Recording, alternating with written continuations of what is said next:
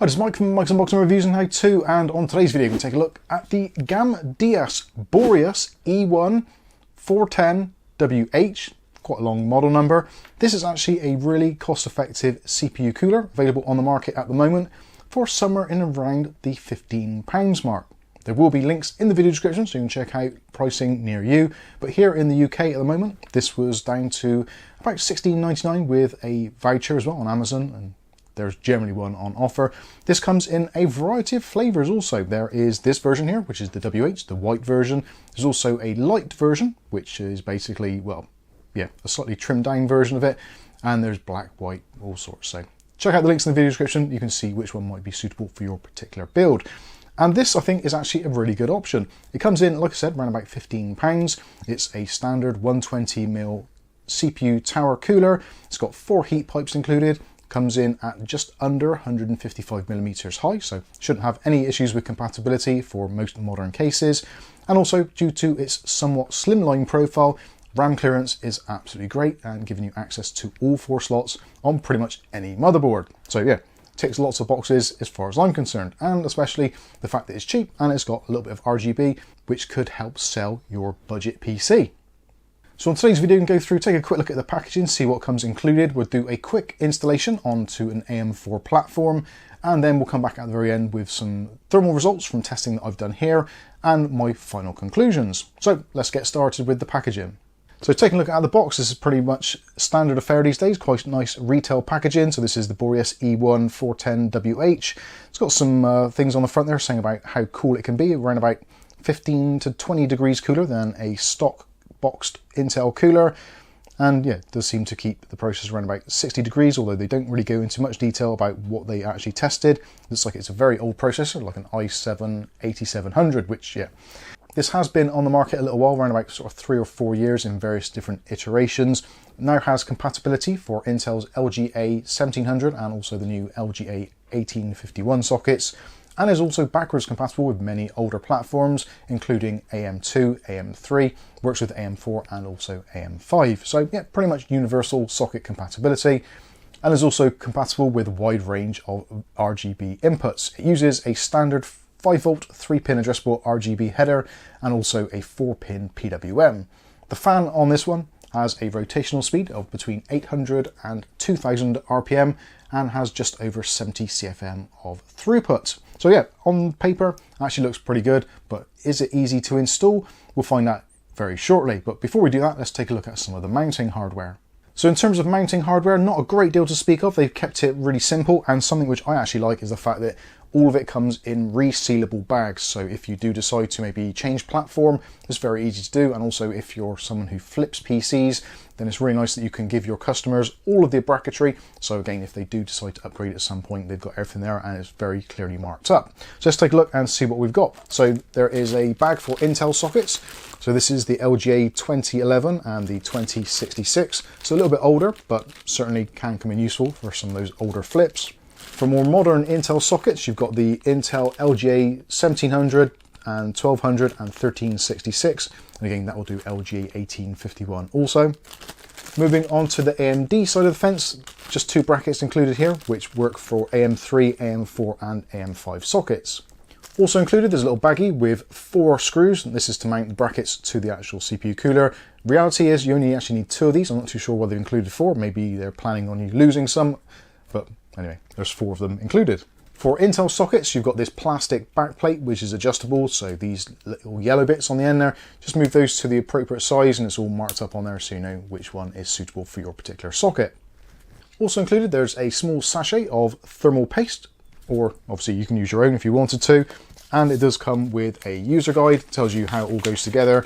And it's yeah, pretty clear, basically pretty easy to get the job done. Quickly going back to the cooler, so this has 4 heat pipes, of which are exposed on the bottom there, so nice flat base plate there. Also the base plate has a little bit of a metal chunk or lump there with some fins on there. That's going to help some of the heat dissipation. And of course you've got the tower itself measuring at 155mm tall with the fan there as well, which is held on with these spring clips, which is absolutely fine. So yeah, pretty nice overall. Let's see how easy it is to install on an AM4 platform. Okay, so this is our AM4 platform, got our processor installed already. Now the first thing we want to do is to remove the plastic brackets, so just 4 screws there. This on AM4 platforms is a lot easier to do if you can do it onto a flat surface, because it'll support the back plate.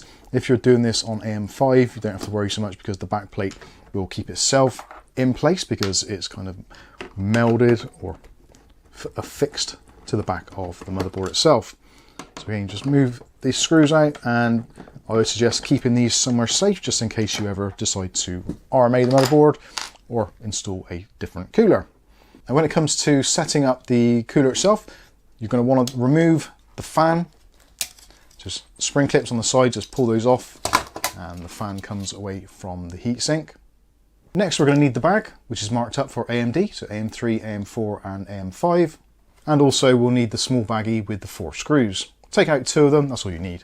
And when it comes to installing the AM4/AM5 brackets, it needs to be upside down, like this, and in that positioning. So they go underneath there, and then you drop your screws down through. So if you take a look at that, hopefully you can see how that looks. When it comes to the actual sockets themselves, these little spring-loaded bits here, they move around, so you can extend them out for AM2 into the top position, and in the kind of lowest position, or the furthest away, that is for AM5. It'll become apparent when you get it lined up next to your motherboard. So in order to attach the arms to the cooler, get your screw, and that goes down through, and the thread is actually in the bracket itself. As you can see there, that's not fully tightened up, so you want to tighten that nice and tight until the screw stops, and there should be like a hard stop. Then grab the other one and just repeat the same for the other side. And when you're finished, it should look something very similar to this. If you've got it round the wrong way, you'll notice that when you actually look down from the top section, you won't be able to see the screws that are spring-loaded at the bottom, because they'll be tucked in. So if you look on the right angle, you can just about see they just about clear the actual tower itself. So that's what it looks like when it's finished, and let's now put it onto the motherboard. Now at this point you'll be putting your thermal paste onto your processor. You can either use the included sachet or you can use thermal paste of your own. The choice is entirely up to you. Once you've done that, grab your cooler, and what you want to do is to line up these screws in the 4 corners with the 4 mounting holes on the bottom. If you start from one side, which might be easier, so kind of get them lined up onto the back ones, or whichever is more visible to you, and then just gently lower it down, and you should see that all the screws match up and fit into the holes on the motherboard. So what you're going to want to do now is to, with equal pressure, just tighten up the screws, do a couple of turns on each one. So if you do a reverse turn, he'd tell you here at click. There you go, there's the clicks, that means the threads are lined up. And do maybe 3 turns, and then turn it around and do the same on one of the other sides. There's the click, 1, 2, 3, and just do that repeatedly.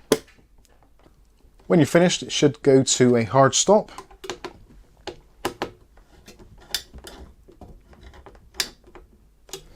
And there we go, that is your cooler installed on your CPU. So now we can attach the fan.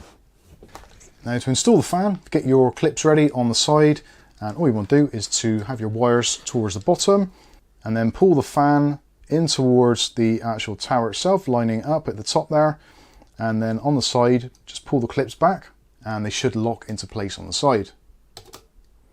There's one side, and then on the other side, and it just locks into place. So that is the cooler and the fan installed. So now we need to install the cables. Now on this particular motherboard it's actually really easy, so we're going to plug in our 4-pin PWM connection.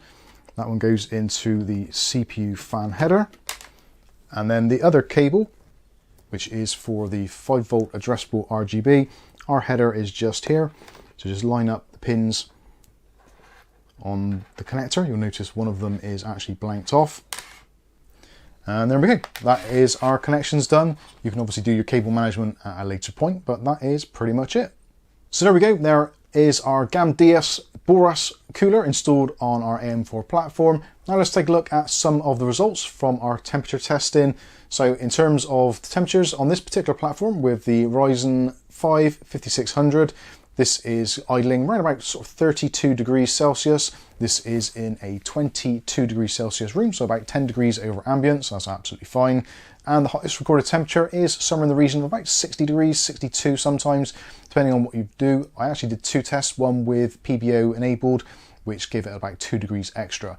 When it comes to the Cinebench score, so this is Cinebench R23, and we scored a total of 11,117 points, which is yeah, pretty good. If we do the same test with PBO disabled, we get around about 1,000 points less, so about 10% more improvement by enabling PBO. So my final thoughts and recommendations, I think this is actually a really good cooler, especially for the money.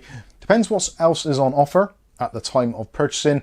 If there's other items such as the fantastic Arctic Freezer 36, that sometimes gets reduced down to kind of similar price levels. The fan on the freezer is a little bit quieter. I do notice with this one being between 800 and 2000 RPM, it can get a little bit choppy towards that higher RPM, whereas the Arctic fans generally do seem to be a little bit cooler, but you do pay a slight price premium for that. Generally, those tend to go for sort of 20 to 25 pounds, so almost double the money. So if you do want to save some money and you've got these available in your local market, or you can get it from Amazon, then I think these are definitely worth a look. So there you go, that has been the Gamdias Boreas E1 410WH. I've been Mike, this is Mike's Unboxing Reviews and How To, and hopefully we'll catch you in the very next video. Thanks for watching.